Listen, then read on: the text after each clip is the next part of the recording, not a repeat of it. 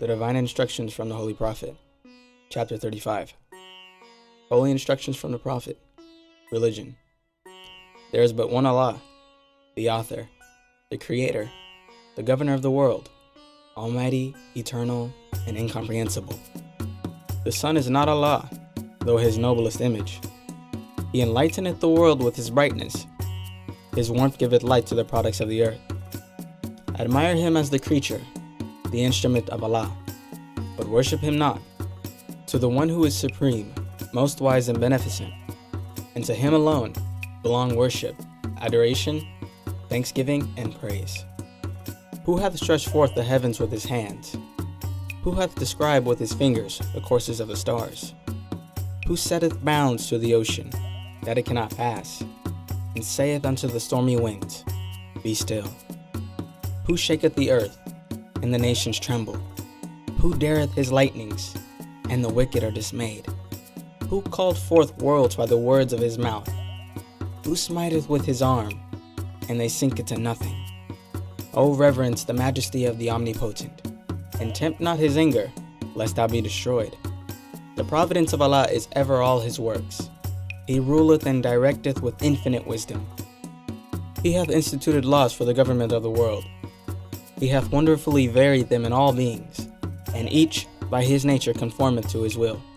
In the depth of his mind, he revolveth all knowledge. The secrets of futurity lie open before him. The thoughts of thy heart are naked to his view. He knoweth thy determination before they are made. With respect to his prescience, there is nothing contingent. With respect to his providence, there is nothing accidental. Wonderful he is in all his ways. His counsels are inscrutable. The manner of his knowledge transcendeth thy conception. Pay therefore to his wisdom all honor and veneration, and bow down thyself in humble and submissive obedience to his supreme discretion. The Father is gracious and beneficent. He hath created the world in mercy and love. As creatures of his hand declare his goodness, and their enjoyment speak of his praise. He clothed them with beauty. He supporteth them with food. He preserveth them with pleasure from generation to generation. If we lift up our eyes to the heavens, his glory shineth forth. If we cast them down on the earth, it is full of his goodness. The hills and the valleys rejoice and sing. Fields, rivers, and woods resound his praise. But thee he hath distinguished with peculiar favor, and exalted thy station above all creatures. But thee he hath imbued thee with reason, to maintain thy dominion.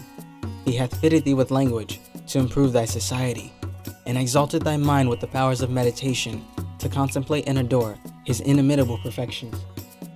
And in the laws he hath ordained, as the rule of life, so kindly hath he united thy duty to thy nature, that obedience to his precepts is happiness to thyself.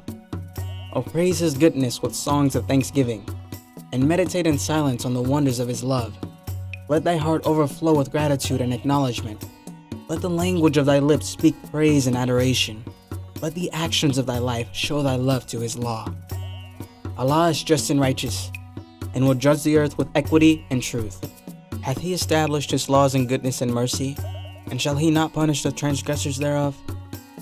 O think not, bold men, because thy punishment is delayed, that the arm of Allah is weakened.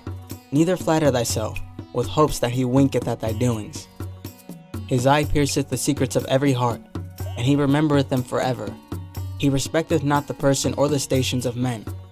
The high and the low, the rich and the poor, the wise and the ignorant, when the soul hath shaken off the cumbrous shackles of this mortal life, shall equality receive from the sentence of just and everlasting retribution, according to their works. Then shall the wicked tremble and be afraid, but the heart of the righteous shall rejoice in his judgments. O fear Allah, therefore, all the days of thy life, and walk in the paths which he hath opened before thee. Let prudence admonition thee, let temperance restrain, let justice guide thy hand, benevolence warm thy heart, and gratitude to heaven inspire thee with devotion. These shall give thee happiness in thy present state, and bring thee to the mansions of eternal felicity and the paradise of Allah. This is the true economy of human life.